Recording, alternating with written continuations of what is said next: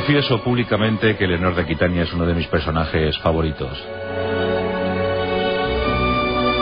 Desde su eterno siglo XII sigue rezumando serenidad, cultura, elegancia, equilibrio y belleza.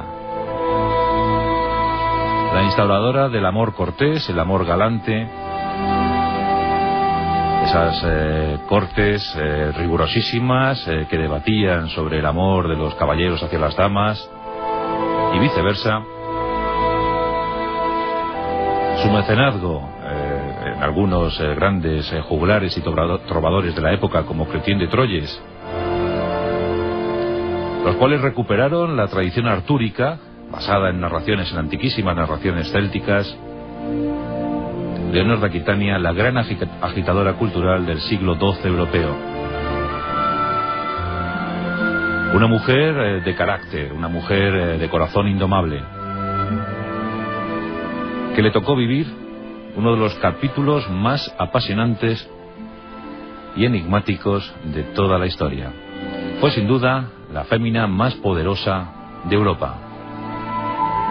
A los 15 años quedó viuda. Y digo así, quedó viuda porque le tocó casarse con el heredero al trono francés, Luis VII, que era un hombre muy piadoso, muy recatado, muy religioso, y dicen que quedó viuda nada más casarse. Porque aquello no iba hacia buen puerto, eran personalidades antagonistas. Leonor era bellísima, casquivana, de enorme exaltación sexual, muy fogosa, con una brillantez intelectual a prueba de corte parisina, y con 15 años, tras el fallecimiento de su padre, los magnates de la época, a fin de evitar un conflicto geopolítico, pues decidieron casarla con el heredero del trono francés. De esa manera, el Gran Ducado de Aquitania se unía al linaje monárquico galo. El matrimonio, como os podéis figurar, salió mal, francamente mal. Luis VII no entendía a su mujer, y Leonor de Aquitania simplemente no entendía nada. Durante años esperaron el ansiado heredero, el primogénito, el varoncito, que diera continuidad a la estirpe gala, pero no llegaba. Así, en cambio, Marie, que con el tiempo sería considerada como la primera poetisa de Francia. Pero, como os digo, el heredero no llegaba. Así, en cambio, una cruzada en Tierra Santa, donde se pretendía recuperar Jerusalén para el gran orbe católico. Los sarracenos resistieron demasiado bien, y Leonor de Aquitania quiso apuntarse a la cruzada, encabezando una multitudinaria partida de mujeres, damiselas, cortesanas, dicen también prostitutas, unas 1000 en total, que acompañaron a las tropas francesas a su guerra en Oriente Próximo. Y allí la disputa entre los dos cónyuges se extendió a límites insospechados. Se habían convertido ya en auténticos enemigos.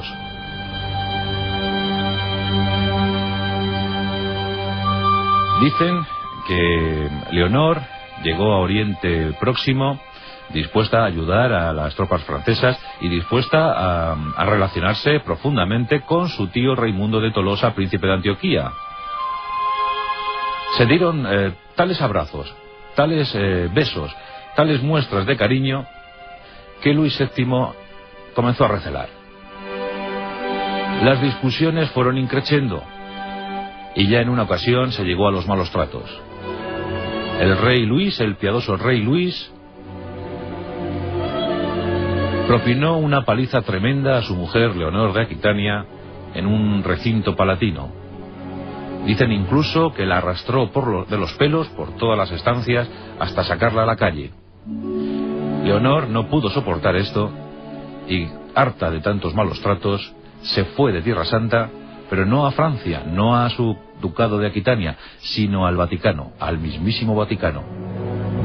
Allí el sumo pontífice Eugenio III trató de convencerla sobre su petición, su insólita petición, y es que Leonor estaba solicitando al Papa nada más y nada menos que el divorcio de su marido.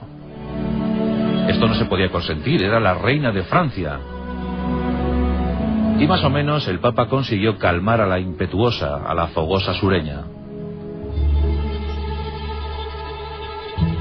No obstante, no pasaron muchos años, y aunque nació una segunda niña, el propio rey Luis fue el que encaminó sus pasos hacia el Vaticano para solicitar la disolución del vínculo matrimonial.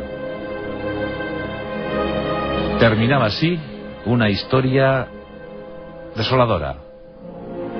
Dos enemigos separaban sus caminos definitivamente, pero Leonor de Aquitania, poderosa como era, seguiría dando mucha guerra. Y es que se había fijado en un jovencito. Ella, cuando consiguió el divorcio del rey de Francia, tenía unos 29 años, y se había fijado en un jovencito inglés, Enrique de Plantagenet, que tenía tan solo 18. Enrique era muy guapo, era un muchacho rubicundo, era pues, de pelo más o menos pelirrojo, pecosillo. Se le veía buen mocetón, presuntamente ardiente en la cama, en las lides amatorias, y Leonor, ni corta ni perezosa, envió una epístola, una carta llena de pasión, llena de amor. Recordemos que en aquella etapa, pues mantener relaciones amorosas con alguien tan joven, 10 años menor que ella, pues era una cosa muy mal vista. Pero Leonor sabía que su futuro estaba más allá de las aguas del Canal de la Mancha, y contrajo relaciones con Enrique, el futuro Enrique II de Inglaterra. Nada más verse, se amaron. Y se amaron con tal pasión que ese mismo año llegaron al matrimonio, llegaron al altar. Y esto ya fue algo insoportable para la corte parisina. Los juglares proclamaron a los cuatro vientos que Leonor era una ramera, que pasaba de cama en cama, que tenía 1000 amantes, incluso esclavos negros se acostaban con ella.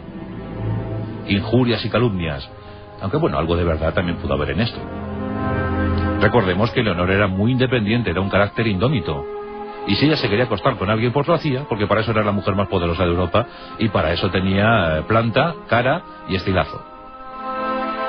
Bien, pues se casó con Enrique, y aquí sí que hubo primogénitos, varones, niñas, hubo de todo, un montón de hijos, y muchos de ellos llegaron a reinar. Los casos de Ricardo Corazón de León o Juan Sin Tierra, llamado así porque en la herencia de su padre, Enrique II, pues la verdad es que apenas pudo contar con un pequeño condado y algunas posesiones, por eso le llamaron Juan Sin Tierra, porque no tuvo nada en el reparto.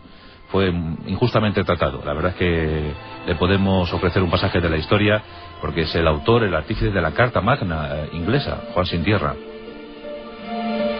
Bueno, pero Leonor de Aquitania manejaba los designios no solo del país, sino también de sus hijos, de sus vástagos y de su marido. Y Enrique II se fue hartando. A lo largo de los años empezó a entender que su mujer se metía demasiado en las cuestiones políticas del reino. Y era un reino todopoderoso, con inmensos territorios a un lado y a otro del Canal de la Mancha. Finalmente Enrique II se deshizo de Leonor, la envió a un gozoso exilio en sus territorios de Aquitania, donde, como antes decíamos, levantó toda la corte del amor.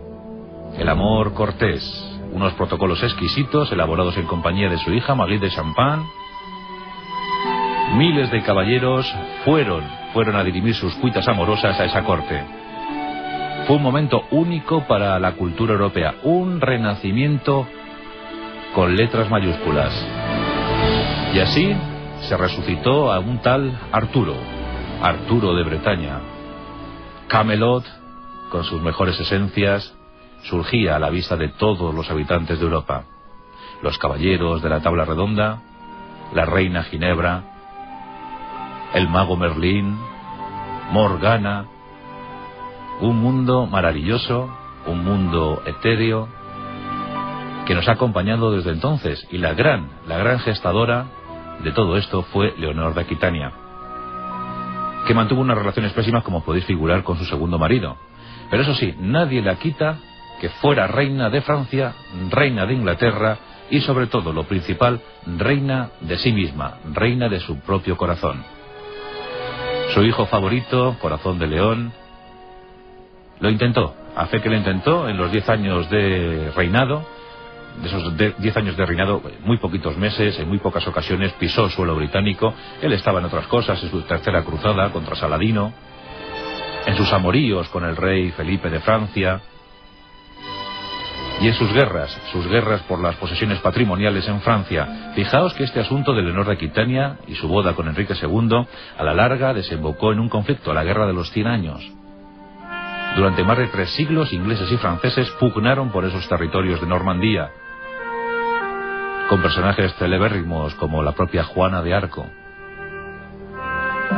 Pero ahí queda para la historia la rebeldía indómita de una mujer bellísima, bellísima por dentro y por fuera, una mujer adorada por los trovadores. No en vano fue considerada la auténtica y genuina reina de trovadores.